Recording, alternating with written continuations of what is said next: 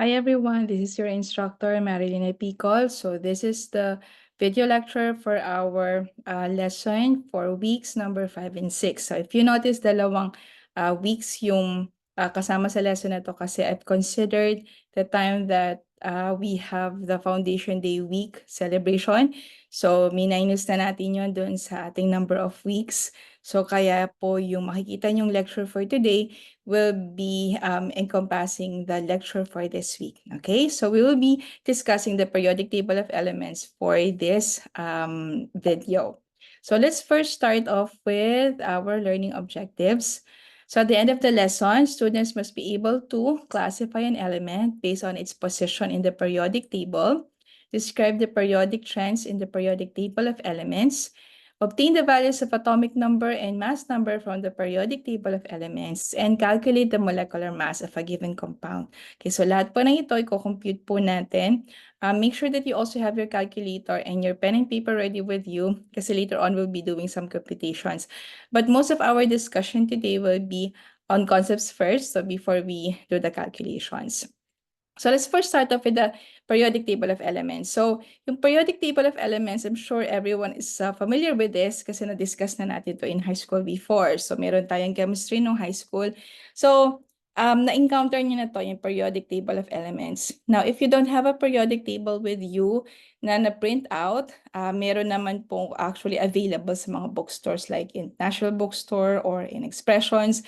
Pero kung wala, you can always download a copy of this from the internet. So search nyo lang sa Google, the periodic table of elements, just like what I have right now. So dinownload ko lang po yan sa internet. Okay, so make sure as well na pagdating sa midterm exam natin, magdadala po kayo ng sarili nyong periodic table because you will be using that for answering the exam. Okay, so pag wala po kayong periodic table, hindi po namin kayo mapapayagan na mag-take ng exam. Okay, so make sure that you have a printed copy. Okay, kasi pagdating po sa exam, bawal po gumamit ng cellphone.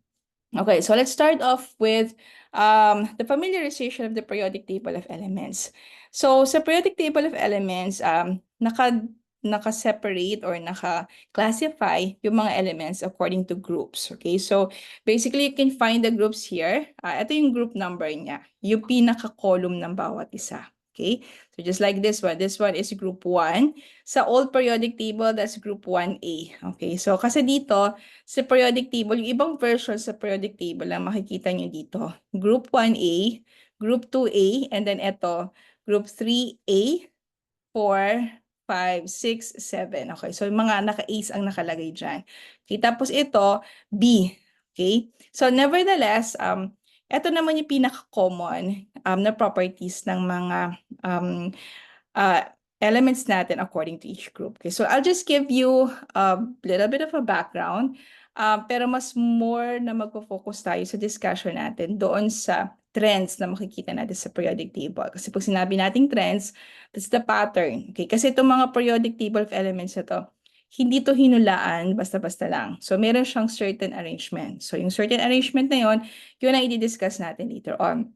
So based dito sa periodic table of elements that we have what we call as the group 1A metals, or what we call them, or we also call them as the alkali metals. So these are elements within this group are soft, shiny metals that are good conductors of heat and electricity and have relatively low melting points. So mababa lang po yung melting points niya.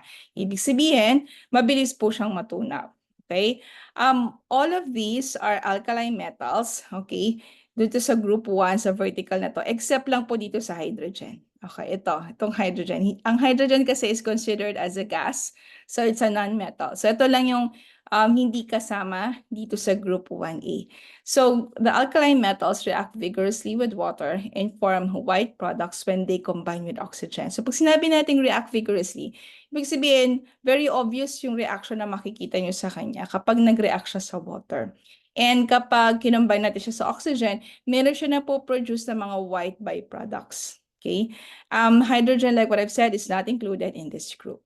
So ito po siya. Yan. Yung naka-highlight po ng red na yan, you have lithium, sodium, potassium, rubidium, cesium, and francium. So yung pong mga elements na yan ang tinatawag natin na alkaline metals and they belong to group 1A. So you can expect na lahat ito, meron silang nag-exhibit sila ng characteristics that have been mentioned here.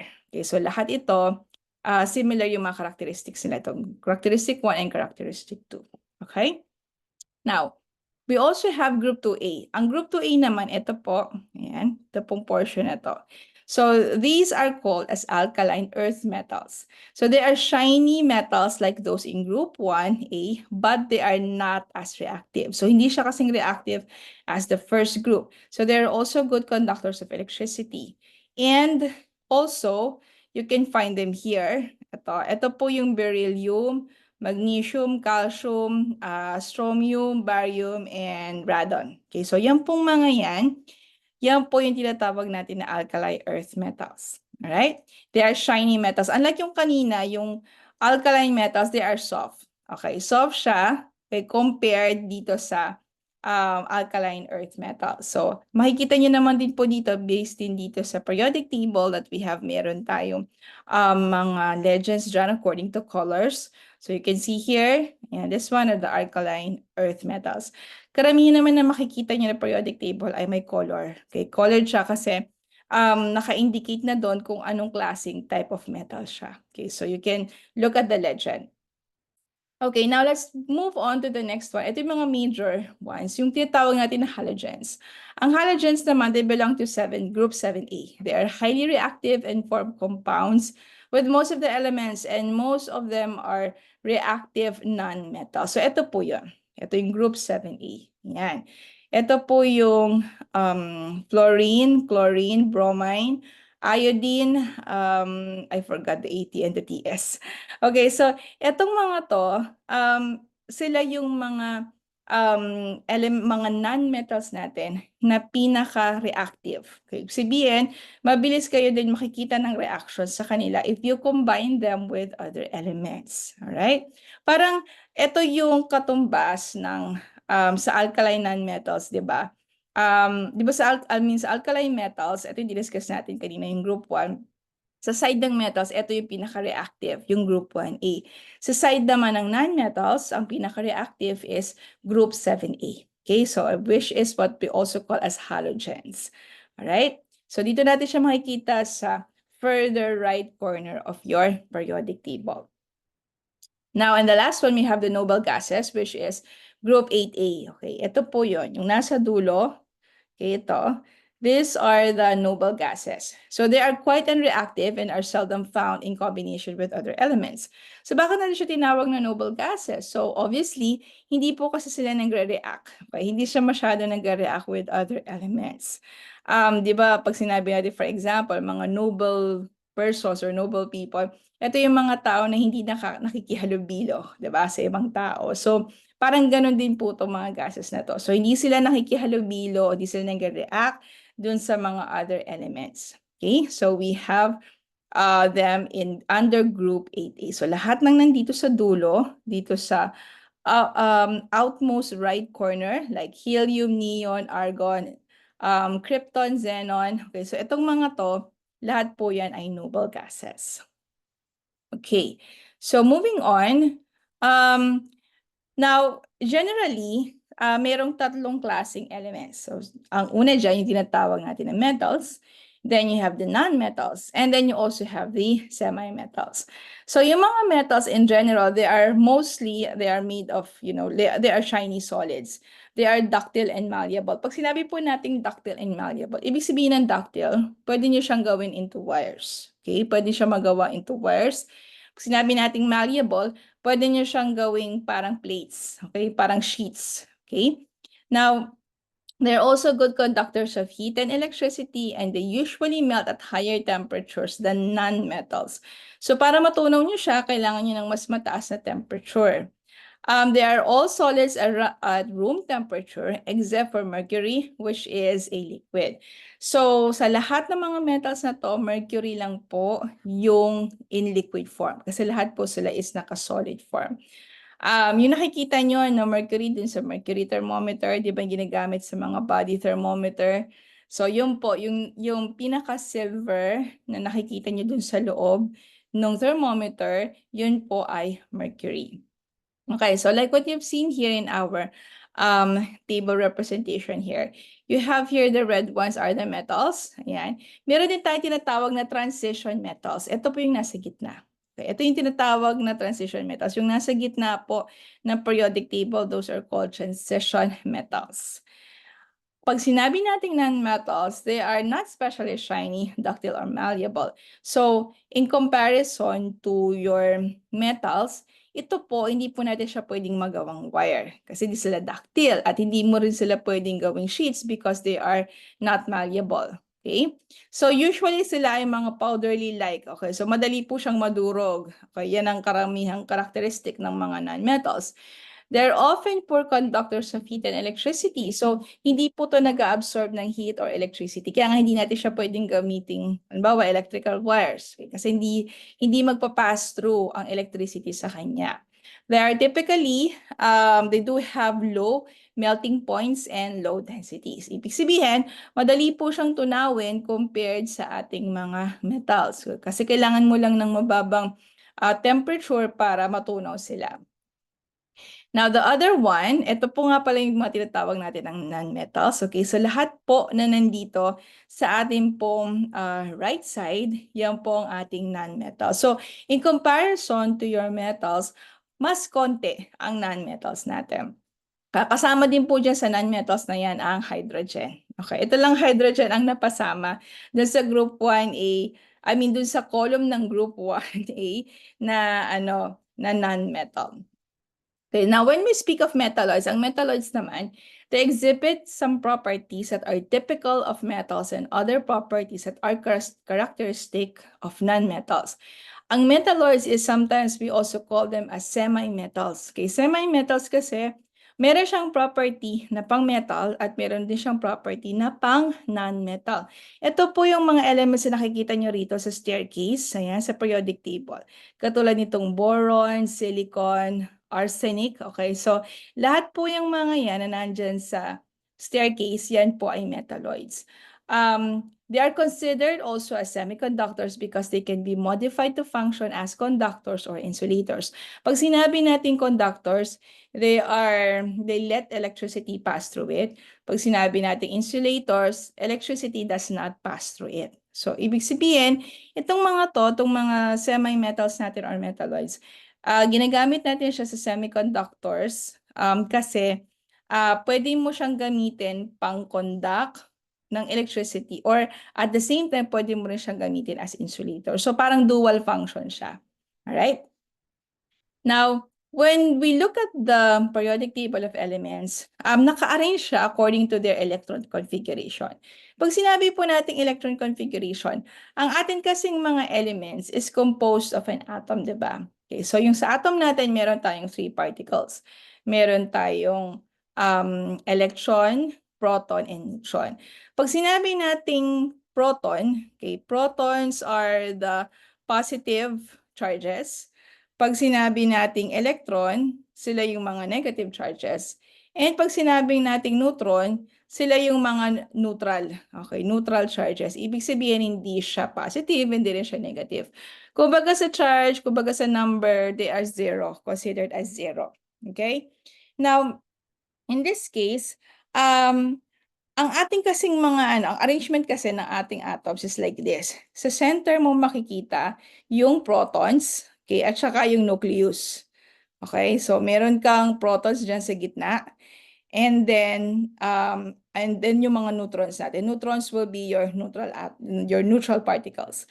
Now, nag-orbit dyan yung tinatawag natin na electrons. So, ang electrons natin, ayan, umiikot lang siya.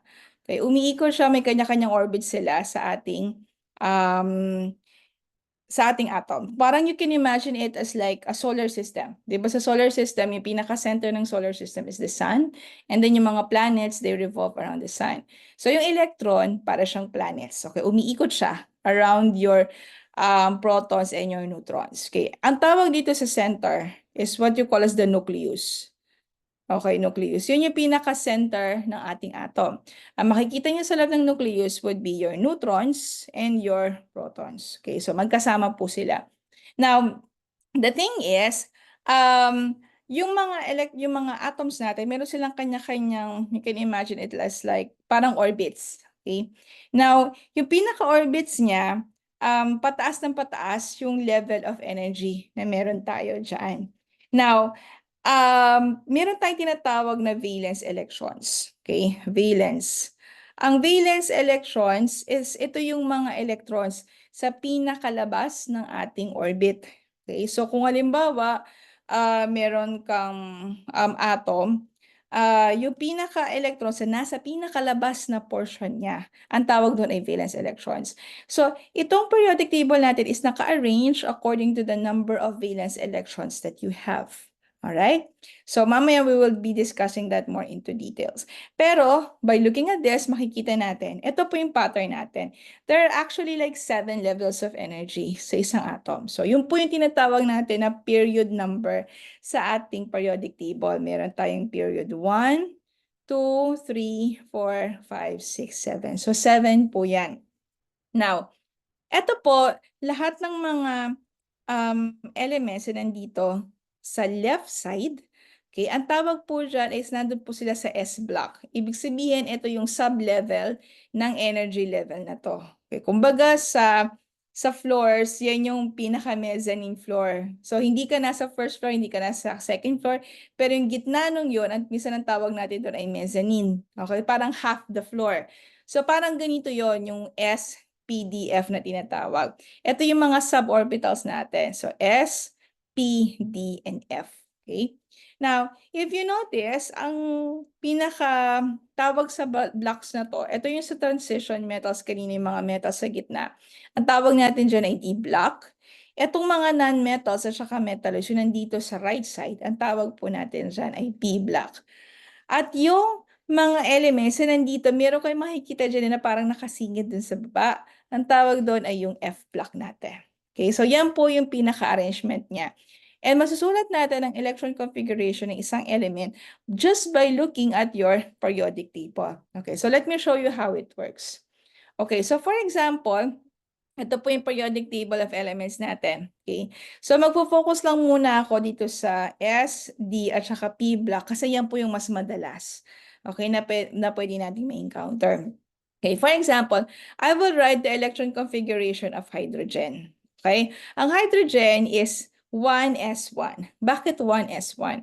Kasi yung kanyang group dito ay 1. Okay, remember this is 1, 2, this is 3, 4, 5, 6, 7, 8. Yan.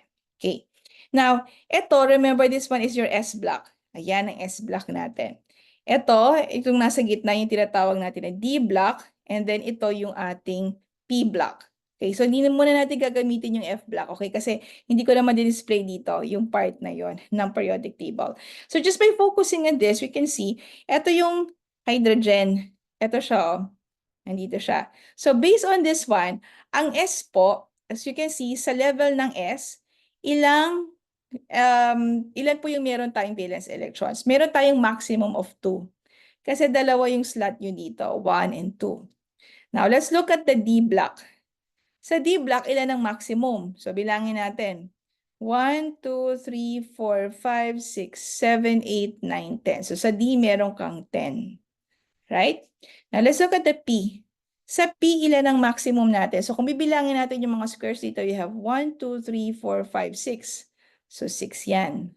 Okay. And now, lastly sa F, ilan po yan? You have 1, 2, 3, 4, 5, 6, 7, 8, 9, 10, 11, 12, 13, 14. So, meron tayong 14. Okay. Now, ang pagsusulat po nito ganito. Ang pagsusulat ng electron configuration is from left to right. Okay, left to right. So, kung itong hydrogen natin nandito siya sa taas, ibig sabihin, isusulat natin siya as 1s1. Bakit 1? Kasi ito yung kanyang period number.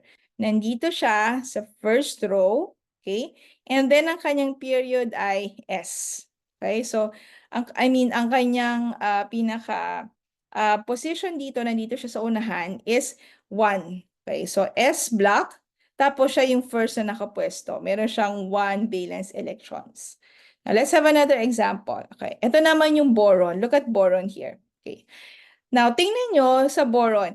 Ilan yung dadaanin niya from the top? Okay. So, from the top, ito. Ito kami simula parate sa 1. Okay. So, this is 1. S, okay, 1S, ilan yung dinaanan niya na blocks? 1, 2. So, 2, yan yung kanyang exponent. Okay, so yung baga exponent, yan yung superscript. Okay. Now, next, ano yung susunod? From left and then pabalik dito from left papunta sa right. So, sa right, bakante, no? So, di pa tayo dito sa second. So, sa second naman, susulat natin 2. And then, this one is pang ilang pwesto to? Meron kang 1, 2. So, yung dalawang blocks, ito yung isusulat mo dito as your superscript. So, ito magiging 2s2. Now, nasa ng pwesto ni boron? Ito si boron. Ito siya, di ba? Okay. So, nasa ang block na yan? Nandun na siya sa P block. Kaya ito naging 2. Kasi ito yan, oh, yung linya na yan, yung row na 2. And then, nasa P block. Kaya 2P. And then, yung first na block siya, kaya siya naging 1 yung kanyang superscript. Kaya 1s2, 2s2, 2p1. Okay? So, let's put it in another way. Okay, let me just show you kung ako gagamit ako ng periodic table of elements mismo without looking at this cheat sheet. Kasi what I have here is a cheat sheet, di ba? Okay, so this is how I'm gonna write it. So this is, okay, remember the period. This is 1, 2, 3, 4, 5, 6, 7. Okay. Now, boron. Boron is here. So I will count it as 1. Ilang elements meron dito sa una? Meron kang dalawa, di ba? 1, 2. Okay, so ito magiging 1, S2. Okay, next. Next, babalik ako dito sa left side. So sa left side, meron ako anong block to? This is the S block. This is the D block. This is the P block. Okay, so this is 2. Then this is S. Nasa S block ako. And then ilang elements meron ka? Dalawa. So yun yung magiging superscript ko. Okay, next. Sunod na dito ako sa P block. So anong row to? So this is still under row 2. P block. Pang ilan si boron? Pang una siya. So therefore, you have here 1 as your superscript. Okay? Now let's try another one. Ito, magnesium. Okay, so yan yung po yung pinaka-electron configuration niya. 1s2, 2s2, 2p6, 3s2. O, sige, tingnan natin isa-isa. Paano nakuha yan? Okay, so going back, let me just erase that. Okay, erase ko lang to para mas makita nyo. Okay, so eto si magnesium. Magnesium, where are you? Ito. Yan si magnesium. Okay, so let's do this, Again, from left to right. So this is 1. S, ilang elements meron dyan? 1, 2, dalawa. Okay, next one, balik sa 2. So 2, ilang elements? S, 2. And then, next, 2 ulit.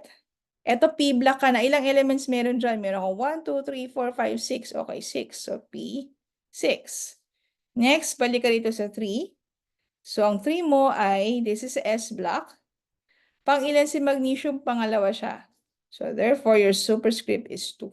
Okay, so, as you can see, parang ginagawa ko lang, para lang ako nagbabasa from left to right. Okay, parang from left to right lang siya. Okay, let's take the next one. Sulfur. Okay, itong sulfur ko. Okay, sulfur. Okay, so without looking at this, okay, so check natin na kung tama magiging sagot natin. Okay, let me just erase this one for magnesium here. Okay, so for sulfur, again, let's start off. Ito ko na lang susulat sa taas. Sige, dito na natin sulat sa baba para mamaya mako-compare natin. Okay, so this is 1, S2, kasi meron kang dalawa rito. Next, babalik ka na sa baba. So 2, this is S2 again. And then, nandito ka na sa P block. 2, P6. Next, going back again to the left. So 3, S. Okay, meron kang dalawang elements dyan, S2. And then lastly here, babalik ka sa P block. So this is still 3. Let me just erase that part here. Okay, so this is 3. And then this is P. Pang-ilan si sulfur? 1, 2, 3, 4. So, siya yung magiging superscript mo. P4. So, let's check our answer. So, 1s2, 2s2, 2p6, 3s2, 3p4. Okay, so therefore, tama yung sagot natin. Okay, so sobrang dali lang, di ba? Now, ang difference na lang, pag nandito ka na. Okay. Pagdating dito, maiiba na. Pag dumaan ka na dito sa transition metals, ang magiging difference lang is that magma-1 ka pagdating dun sa period. Okay? Kasi ito, if you notice, di ba ito 4 yung period mo. Pero ito, sa D-block, naka 3 ka pa lang. Okay, 3 pa yung pinaka-coefficient mo sa unahan ng D. And pansinin nyo rito, pag 5, that's 4. Pag 6, magiging 5D. Pag 7, magiging 6D. So, magma-minus ka lang ng 1. Okay, na ano naman napansin nyo pagdating sa F-block?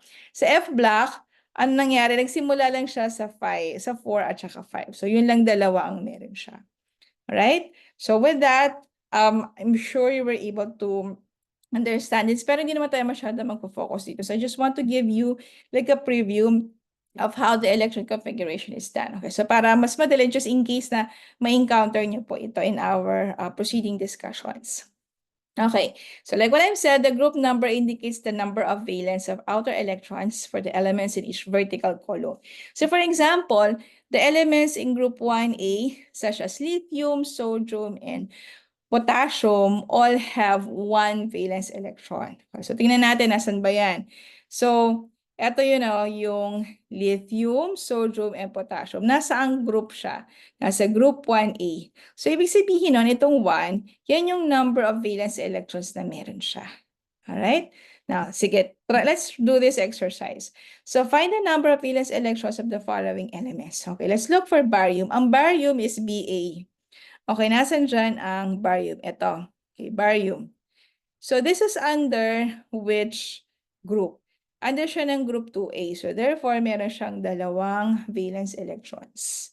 Okay? Now, next, let's have sulfur. Ang sulfur natin is here. Okay? So, sulfur is under, tingnan nyo lang kung nasa ang group number siya. This is group 6A. So, therefore, you have here 6 valence electrons. Okay? Yan, dali lang. Now, there's also another easier way of doing this. Alam nyo, gagawin nyo lang, bilangin nyo lang kung nasa ang block siya. Okay, so for instance, itong barium. Ang barium ay nandito, di ba? Okay. So, dito sa baba, from left to right, pang ilan siya? Siya ay pangalawa. Ayan. So, kita nyo na, dalawa yung valence electrons. Tignan nyo sa sulfur. Okay. Mula dito, sa left side. Okay, sa left side, pang ilan siya? 1, 2, 3, 4, 5, 6. Ayan. So, kaya therefore, you have 6 valence electrons. Let's try for carbon. Saan ang carbon? Ito ang carbon, di ba? Okay, so ang carbon mo is number ng group 4A. So, ibig sabihin, ang kanyang valence electrons ay 4. Okay. So, using the technique that I've shown you earlier, so kung pupunta kayo dito from the left side, nasaan siya? This is 1, 2, 3, 4, pang-apat. So, ibig sabihin, meron siyang 4 valence electrons. Let's try francium. Francium is Fr. Ito. Okay? So, this is under group 1A. So, therefore, ang kanyang valence electrons is just 1. Or, again, using the other technique, from the left side, pang-una siya. So, kaya sinulat natin dito, that's 1. Next, argon. Argon is Ar. Ayan, ito. Argon. Now, for argon, under siya ng group what? So, as you can see here, this is group 8A. Ayan. So, ibig sabihin, meron siyang 8 valence electrons. Again, if you will count from the left, this is 1, 2, 3, 4, 5, 6, 7, 8. Okay, pang 8 siya. So, swak, diba? And last but not the least, fluorine. Fluorine is over here. This is under group 7A. Okay, so, you can put 7 here for your valence electrons. So, again, if we will count from the left, this is 1, 2, 3, 4, 5, 6, 7.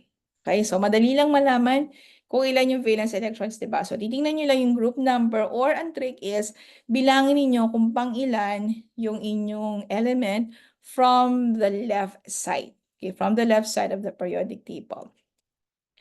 All right. Now, next one is the atomic size or the radius. So, pag sinabi natin atomic size, so sometimes sinatawag din natin ito atomic radius. This is determined by the distance of the valence electrons from the nucleus. So, sabihin, gano'ng kalayo yung valence electrons mo mula dun sa nucleus. So, as you can see here, mas tumataas yung ating period. Ang ibig sabihin nito, mas lumalaki ang iyong atomic radius. Okay? Kasi sabihin yan, mas tumataas yung energy level. So, the pattern is this. Ito yung trend niya. It increases as it goes from the top to the bottom. and decreases going from left to right across a period. Okay, so ganito po siya. Ito yung pinaka-representation niya graphically. So, ang atomic size natin tumataas habang nag-move ka from top to bottom. Okay, at bumababa naman siya as it moves from left to right. Okay, so ibig sabihin, mas i-increase ang atomic size mo if you will go from right to left. Okay, so yun yung other way of thinking naman. Now, as you can see, ito mga transition metals natin. Ito kasi mga transition metals tong mga to. Ano napansin nyo? Yung kanilang atomic size is hindi masyadong obvious yung difference, di ba, in terms of the sizes. Okay, kasi itong mga transition metal, halos wala ka masyadong makikitang change. Okay, sa kanyang atomic radius. But generally speaking, yung position niya sa periodic table somehow will give you an idea of the atomic size relative to the other elements. Okay, so let's try this one. Which has a greater atomic size or mas mataas ang atomic radius? Parehas lang yun na atomic size or atomic radius. Okay, so if we will compare your, this is potassium, okay, and your cesium. Ayan. Okay. So, alin daw dyan ang mas mataas ang atomic size? So, sabi natin kanina, based on your position, mas tumataas ang atomic size natin as you go from top to bottom. So, ibig sabihin, mas mataas ang cesium in terms of your atomic size compared to your potassium. Right? Next, let's try the next one. Ang next one naman natin is you have nitrogen and arsenic. Okay. So, where's nitrogen? Ito yung nitrogen natin. Okay, ito yung ating arsenic, AS. Yan. Okay, so sabi kanina again, para sa pareha sila na column. So sabihin na pinag-uusapan lang dito is yung position niya from top to bottom. So mas bottom siya, mas mataas ang kanyang atomic size. So therefore, as arsenic here has a greater atomic size. Okay, next. Let's compare neon and xenon. Ito si neon, ito si xenon. Okay, so ano napapansin nyo? Mas mataas ang posisyon ni Ne kaysa kay Xe. So therefore, itong Ne mas maliit. Mas malaki si xenon. Okay? Now, let's look at the other one. You have calcium and you have zinc. Okay, ito si zinc. Okay. Now, this time, pareha sila ng row. So, ano na pag-usapan natin pagdating sa row? Sa row naman, habang mas nag-move ka from left to right, bumababa ang iyong atomic radius. So, in this case, mas mataas ang atomic radius or mas mataas ang atomic size ni calcium compared to zinc. Okay, next one, you have sodium and A. Okay, delete ko lang ng konti itong ating mga pagkaka-circle dito para hindi tayo malito. Okay, so let's go back. You have sodium and you have chlorine. Yeah. So again, they have the same row.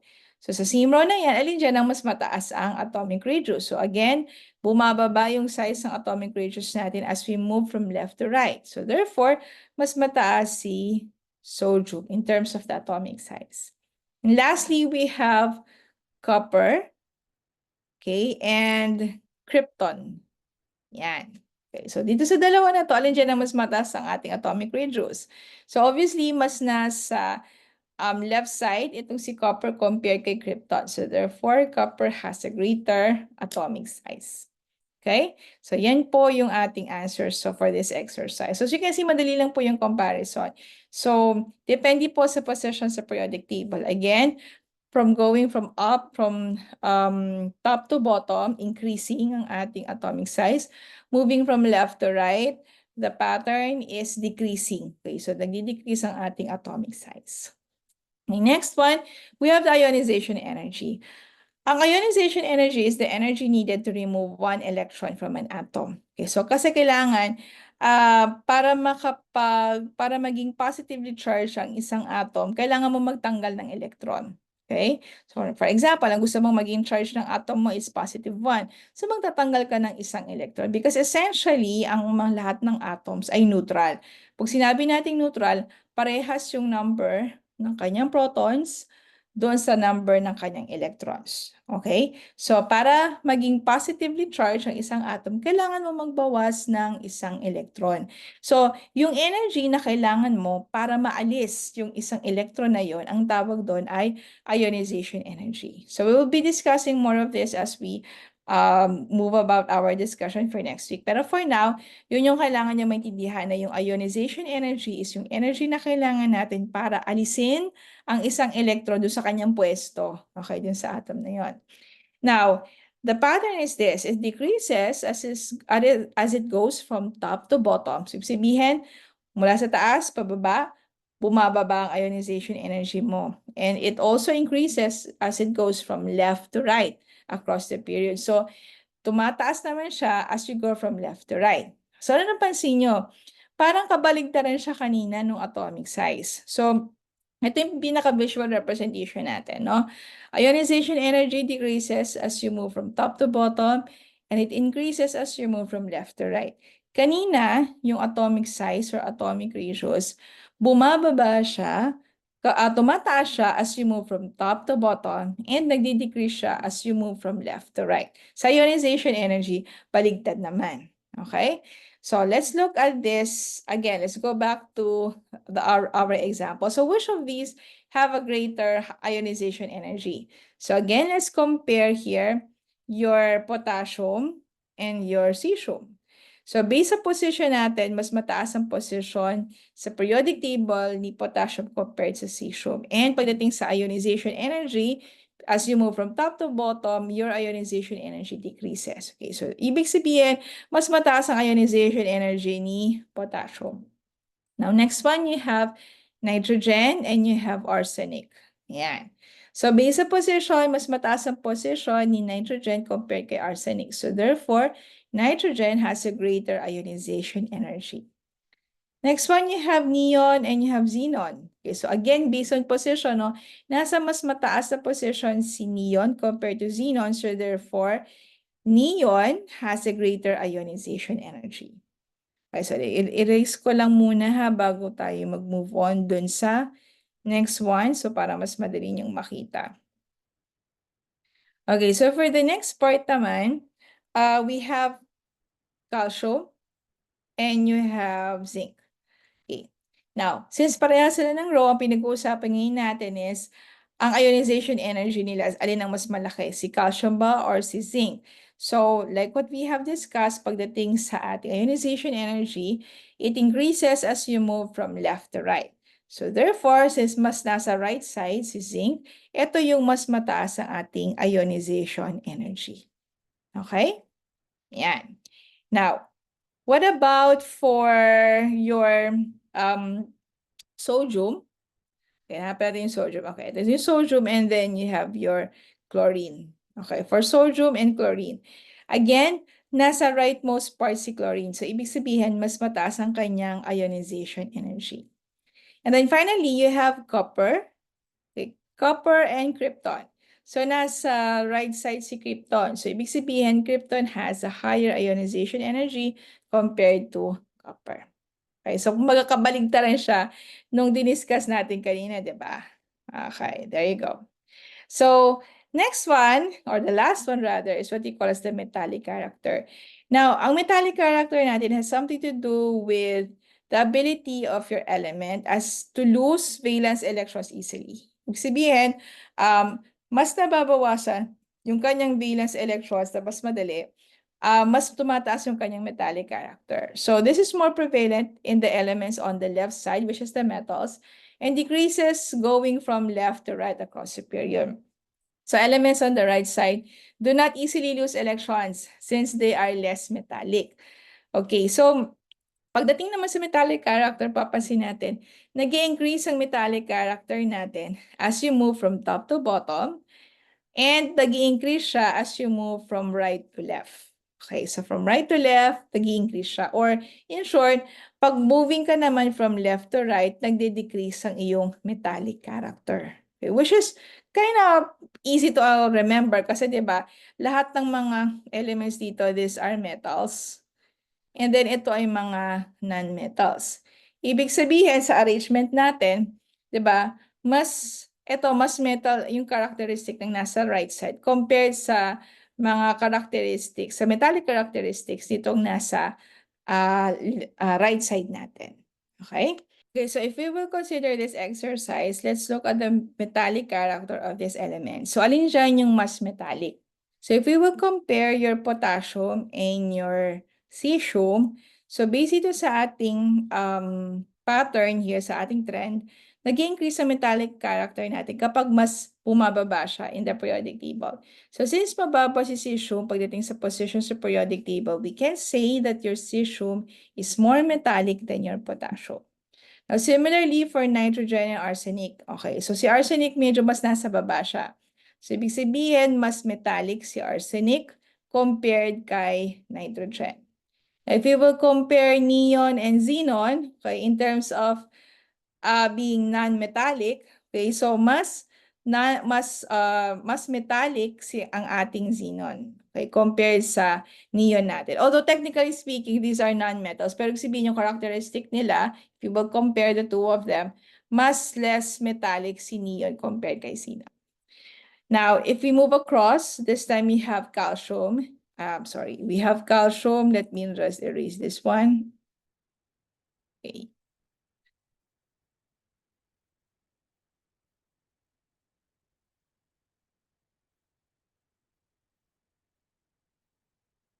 Now, in case of calcium, okay, so asa si calcium? Ito si calcium and you have zinc. Okay. Ang pattern po natin dito is that it has increasing metallic character as you move from right to left. Or in short, is as you move from left to right, nagde-decrease yung kanyang metallic character. So, since mas nasa left side si calcium, that means mas mataas ang kanyang metallic character compared to zinc. Now, same thing with sodium and your chlorine. Mas nasa right side si sodium, so therefore this one is more metallic. And comparing copper and your krypton, mas nasa left side si copper, so that means it is more metallic than krypton. Okay, so yan, napakadali lang po na matandaan yung ating periodic trends. Okay, so we have a homework for that. So make sure that if you will answer the homework pagdating sa periodic trends, we have your periodic table with you. Okay, kasi in that homework, you will be asked to arrange the metallic characteristics. So this is in preparation also for your laboratory activity number 4, which is you will be able to come up with your own periodic table. So it's like a fictitious story of alien elements na kailangan nyo siyang i-arrange, okay, into a periodic table. So based on their properties. Okay. Now, in the periodic table of elements, meron kayo dyan mapapansin na number. Meron number sa bawat isang element. So, ang tawag po natin dyan is the atomic number. Now, the atomic number tells us the number of protons in the nucleus of each atom of that element. So, if the element is neutral, the number of protons is the same as the number of electrons. Actually, pag nakita niyo yung atomic number dito, malalaman niyo na kung ilang electrons at ilang protons meron siya. So, for example, for hydrogen, kung ang kanyang atomic number ay 1, ibig sabihin nun, meron siyang 1 electron and meron siyang 1 proton. Now, let's say, for example, you have neon here. Okay, ano yung atomic number niya? Ang atomic number niya ay 10. Ibig sabihin, meron siyang 10 protons at meron siyang 10 electrons. Similarly, let's say here for cesium, ang atomic number niya is 55. So, ibig sabihin na meron kang 55 protons and 55 electrons for cesium. Now, for the atomic mass, ang atomic mass naman natin, makikita natin siya. Usually, tapat lang siya ng atomic number. Sa upper right corner din. Okay? Ayan, ang atomic mass natin. The atomic mass refers to the total mass of particles of the atom. Okay? Kung ilan lahat yung particles sa atom natin, yun po yung kanyang atomic mass. So, this is typically in units of AMU or atomic mass unit. Okay? Now, in here, mapapansin niyo usually naka-up to 3 decimal places siya. Okay, so you can just round it off para mas madali sa computation. You can just round it off with the nearest whole number para hindi niyo na kailangan i-consider yung mga decimals. Okay, or kung gusto niyo maging more accurate naman, dagdagan niyo yung number of decimals na i-consider niyo sa calculations. Okay, so now, how do we actually calculate the mass of a molecule? Okay, ang molecules kasi natin is it's a combination of one or two elements, okay? Or two or more elements rather. So, for example, ang gas, bawa sabi natin nitrogen gas, it's actually a molecule, hindi lang siya element kasi it takes two nitrogen atoms to form a gas. So dito, meron kayong makikita na maliit na number sa baba ng element, ang tawag po dyan ay subscript. Yan po yung nagsasabi kung ilang atoms meron tayo. So for example, dito sa N2 gas or sa nitrogen gas, the subscript 2 indicates the number of atoms. So ilang atoms meron sa isang nitrogen gas molecule. Sabihin nito, meron kang dalawa. So the mass of one nitrogen atom is equivalent to 14 AMU. Ito po, ni-round off ko na lang po siya. Okay, ito a whole number, kaya 14.